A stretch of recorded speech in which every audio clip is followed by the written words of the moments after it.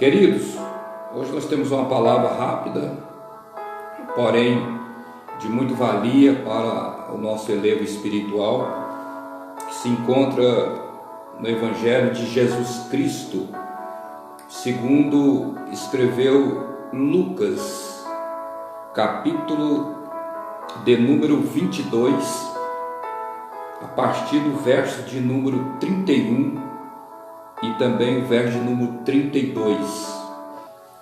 Vamos estar fazendo menção da palavra do Senhor.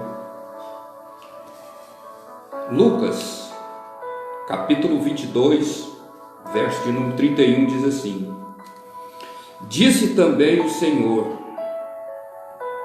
Simão, Simão, eis que Satanás vos pediu para vos cirandar como trigo. Mas eu roguei por ti, para que a tua fé não desfaleça. E tu, quando te converteres, confirma teus irmãos. Queridos, quando Jesus ele já estava quase sendo entregue por Judas Iscariotes, ele agora reúne mais uma vez com seus discípulos e ele já começa a dar algumas ordens, porque ele estava prestes a fazer a primeira Santa Ceia com os discípulos. Já estava próximo à Páscoa, ele já se encontrava ali na cidade de Jerusalém e o intuito, o propósito do Pai, o nosso Deus, é que ele realmente fosse entregue, fosse julgado, crucificado, morto, e ao terceiro dia que ele ressurgisse dos mortos, e que depois 40 dias ele assentasse à direita do Pai. Então Jesus já estava em Jerusalém. E nos últimos momentos ali, antes dele subir ao monte de Getsemane, ele agora se reúne, dá algumas orientações para que o povo fosse, os discípulos fossem, e preparasse um lugar para que ele tomasse a Santa Ceia, e ali ele iria se revelar, porque ele realmente foi enviado por Deus, e assim aconteceu. Só que antes disso, Jesus ele chega ali com os discípulos e ele fala para um deles, que só poderia ser quem? Pedro. Pedro a gente conhece muito bem, uma pessoa que foi chamada por Deus, um pescador, um homem que aos poucos foi se convertendo, porque a salvação e a libertação, ela é um processo, né? É paulatinamente as coisas vão acontecendo. Então, cada momento a gente vai se libertando, a salvação vai acontecendo, né, paulatinamente, ou seja, é de momentos em momentos, de fé em fé, a gente vai conseguindo chegar lá. Pedro não era diferente. A palavra do Senhor nos revela que Pedro ele tinha as suas ignorâncias, mas também ele tinha as suas valentias. Era uma pessoa dedicada, uma pessoa que estava sempre perto de Jesus. E chega aqui, Jesus, conhecendo como Deus conhece todos, ele chega a Pedro. E Pedro, então, ele revela-se a Pedro, falando: ó Pedro, é o que nós lemos aqui em Lucas 22, 31. Porque isso aqui é a própria palavra de Jesus. E diz também o Senhor: Simão, Simão, eis que Satanás vos pediu para vos cirandar como trigo. Queridos, veja só, há duas maneiras somente do inimigo entrar na vida do cristão. Só tem essas duas maneiras. A primeira maneira é pelo consentimento de Deus, é pela permissão de Deus. A gente vê lá no livro de Jó que quando ele estava o inimigo chegou na presença de Jó. Está lá no livro de Jó 1, 10 e 11. O inimigo, para entrar na vida de Jó, teve que ter a permissão de Deus. E não é diferente. Então a primeira maneira do inimigo entrar na vida, entrar na sua vida espiritual, na sua vida material, no seu casamento e tudo, é pela permissão de Deus. E a gente tem que lembrar, quando Deus permite algo, porque há um propósito. Deus nunca vai deixar, a própria palavra de Deus nos afirma que Ele nunca permitirá algo além daquilo que nós suportamos. Se nós estamos passando por algum momento difícil, é pela permissão de Deus. A segunda maneira é quando eu simplesmente dou lugar ao diabo. É simplesmente quando eu dou legalidade ao inimigo. Ou seja, quando eu sou infiel, quando eu peco e não confesso, quando eu não amo o próximo, e assim por diante. Eu estou dando legalidade ao inimigo. Por isso que muitas vezes você vê pessoas que não prosperam, pessoas que não prosperam tanto materialmente como espiritualmente. Alguma mágoa que a pessoa guarda, algum pecado que não foi confessado, que ainda está encoberto. Ele está dando legalidade ao inimigo, queridos. E se dá legalidade ao inimigo, o inimigo simplesmente ele tem esse poder. Por quê? Porque tudo aquilo que é errado é dever do cristão verdadeiramente convertido confessar a Deus. Porque a nossa vida constantemente é de pecado. Nós somos concebidos em pecado, vivemos em pecados. Então tudo, nós pecamos todo momento. Nós erramos todo momento. Então há uma necessidade de nós olharmos, porque nós sabemos o que é certo, o que é errado, o que é treva, o que é luz. Não é verdade? A gente sabe como é que está a minha vida. Eu não posso apontar a vida de alguém, eu não posso apontar a sua vida e nem você a minha. Mas Deus conhece a minha vida, Deus conhece a sua vida, Deus conhece o nosso esforço. Então as duas maneiras que existem do inimigo entrar na vida do cristão é pela permissão de Deus ou pela legalidade que a própria pessoa ela dá ao diabo. E Pedro aqui, Deus conhecendo, sabia o futuro, como Ele sabe o futuro de cada um de nós, Ele então fala e avisa: Pedro, vem cá, vamos ter um dedinho de prosa nós dois aqui. E é onde Ele fala aqui, olha: Simão, Simão, eu estou lendo em Lucas 22, 31.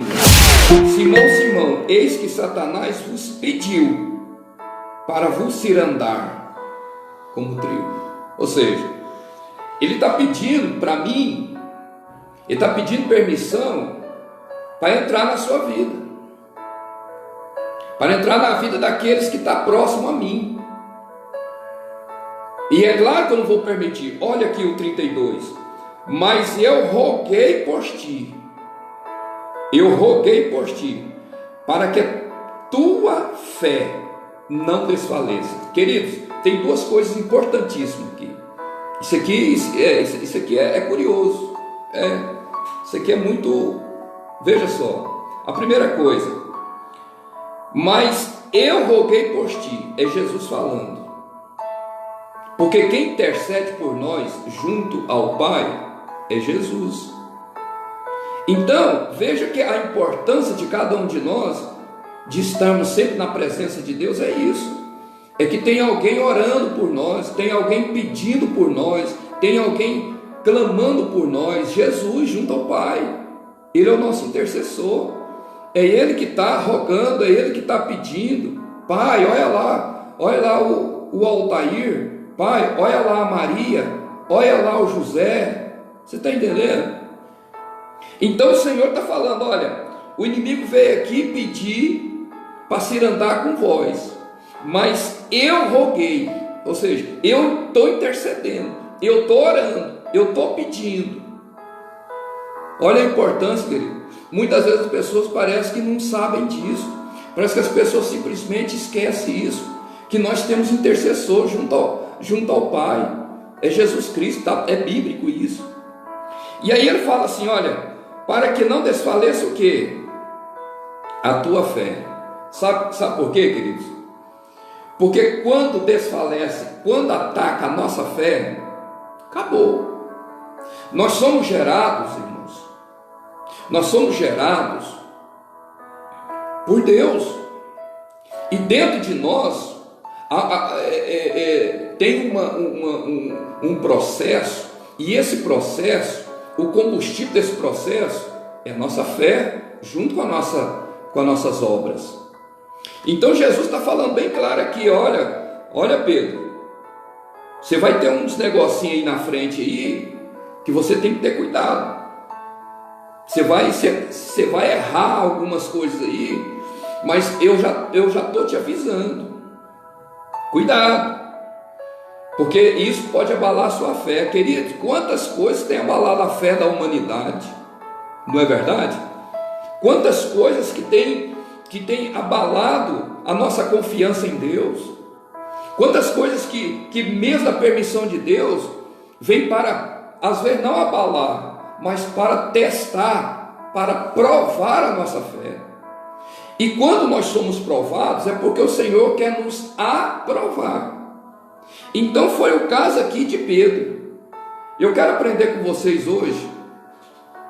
Há um ditado assim no mundo que diz assim, mas ela é bem pertinente, que diz assim: é no erro de alguém que eu aprendo.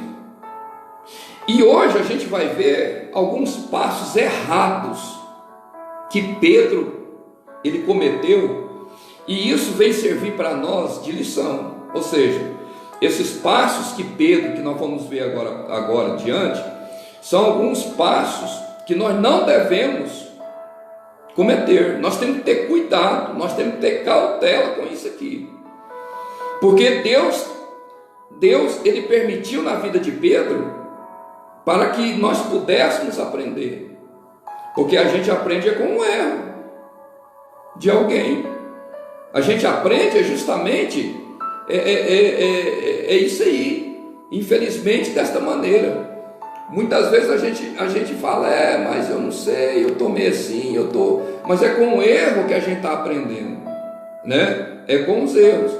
Veja só, o primeiro passo errado, o primeiro erro de Pedro, que quando Jesus fala para ele, olha Simão, eis que Satanás vos pediu para vos ir andar como trigo, mas eu roguei por ti para que não desfaleça a tua fé. E tu, quando te converteres, confirma teus irmãos. Então quer dizer, você precisa de mudar de vida. Porque quando converter, significa que Jesus estava falando para Pedro que ele tinha que se esforçar. Queria acontecer alguma coisa na frente, mas que ele tinha que se posicionar. Porque a cada momento em que nós passamos, querido, para cada propósito, eu sempre falo e posso sempre repetir isso. Para cada propósito que Deus tem na nossa vida, nós vamos passar por um processo. Então o propósito na vida de Pedro é muito grande, como é na minha, como é na sua vida, entendeu? Mas nós vamos passar por processos. Você pode ter certeza que nós vamos passar por processos. Olha só, o primeiro processo, não vamos falar em erro, não vamos falar em pecado, não estou aqui para julgar Pedro, não estou aqui para julgar o passado, seja de quem for, não, mas eu quero aprender com vocês. O primeiro processo que Pedro passou, depois do Senhor Jesus falar para ele, já está logo aqui, aleluia, no 33, e ele lhe diz, ou seja, depois que Pedro ouviu de Jesus, ele respondeu: Senhor, eu estou pronto a ir contigo até a prisão e a morte. Queridos, veja só, o primeiro processo que ele iria passar era a sua alta confiança. A gente tem que ter cautela com as coisas, porque só o Senhor sabe o nosso futuro. Nós vivemos em um mundo cheio de pecado, não estamos livres. Nós só não pecamos porque nós somos tementes a Deus. Nós estamos no processo de libertação. Nós estamos vivendo a fé que foi plantada dentro de nós.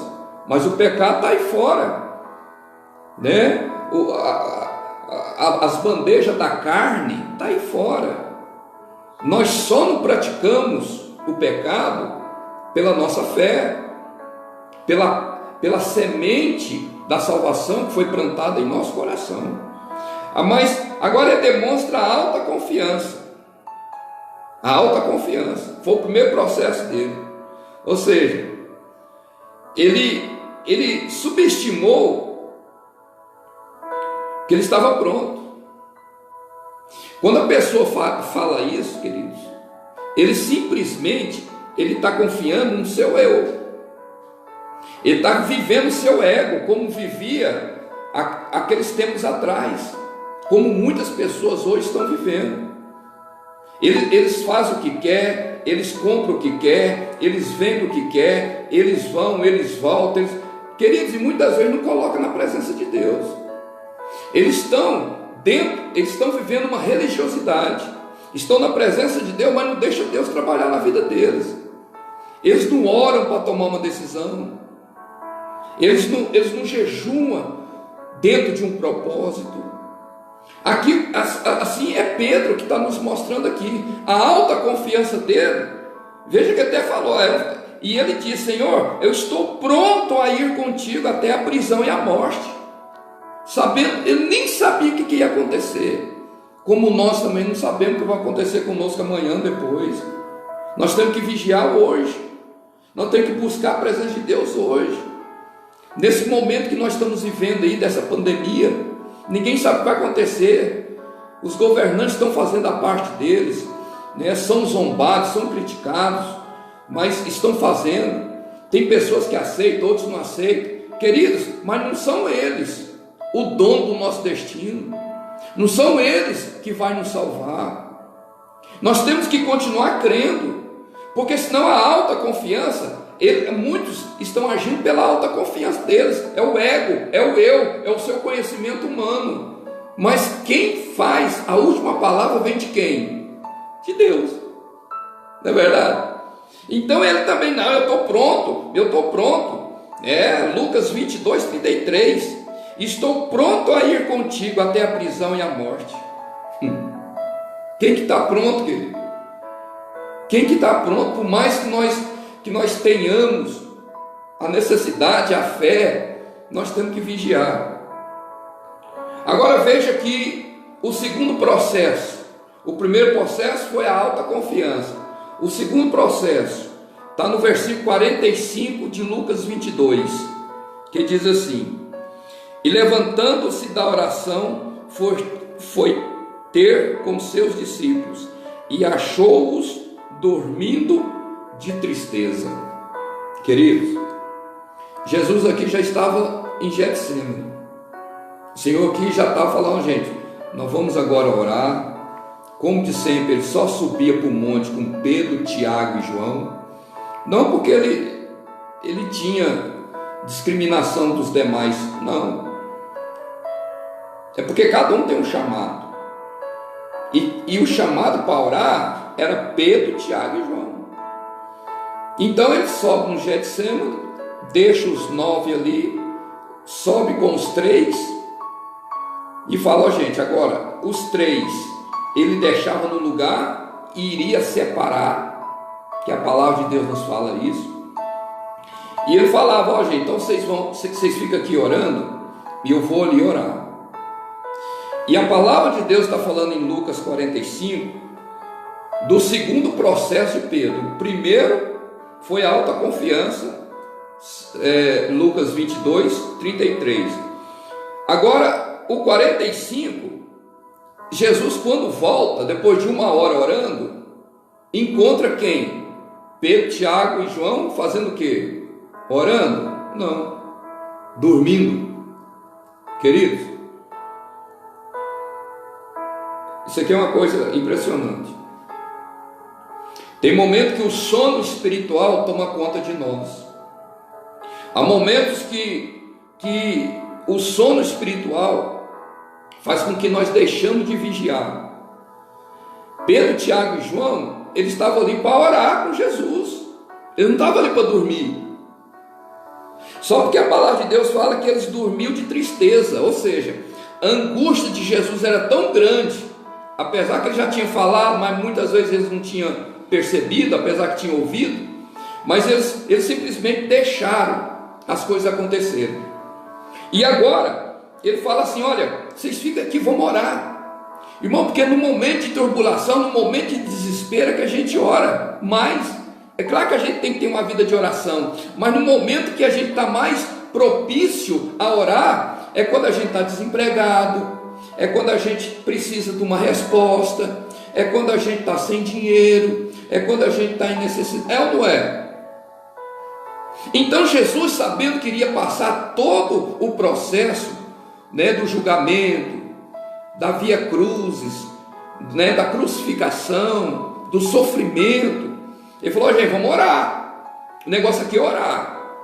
E ele leva Pedro, Tiago e João, só porque aquele que falou que já estava pronto, que nós viu aqui agora no 33, né? Eu estou pronto a ir contigo até a prisão e a morte.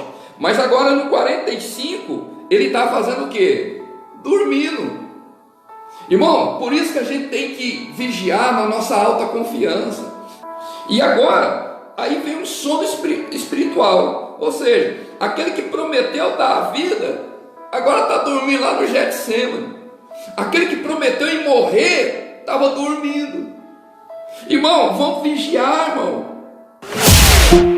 Aleluia. Eles estavam ali para guerrear, eles estavam ali para buscar, eles estavam ali para ajudar a Jesus a orar, eles estavam ali para buscar a Deus de verdade, mas dormiram.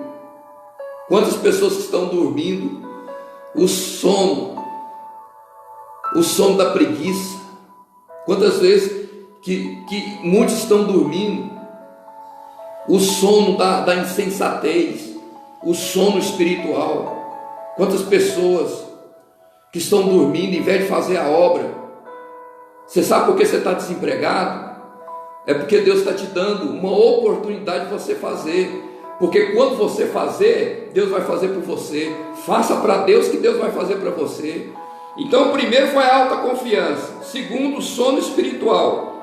Ou seja, ele já fracassou no teste da vigilância. Em vez de vigiar orando, estava dormindo. É por isso que muitas vezes tem gente desse jeito, no sono da negligência. Tem pessoas que estão passando um momento de dificuldade, por culpa não é de Deus não, a culpa é sua. A culpa sempre será nossa. A gente tem que ver qual o chamado. O que eu quero de Deus eu sei, mas o que Deus quer de mim? Uma posição. Sai do sono da negligência, o sono da preguiça. Vamos para o terceiro. João, capítulo 18, versículo de número 10. Então Simão Pedro, que tinha a espada, desembanhou-a e feriu o servo do sumo sacerdote, cortando-lhe a orelha direita, e o nome do servo era Mau. eu não aguento Pedro não. Pedro, ele não, olha, vê se tem condição. Primeiro ele fala que está pronto para ir para a prisão, para ir para morrer e tal, né? Aí Jesus leva ele junto com Pedro e Tiago, leva ele para o monte. Ele vai, em vez de orar, ele vai dormir. Agora, na terceira coisa aqui, ele é precipitado, irmão.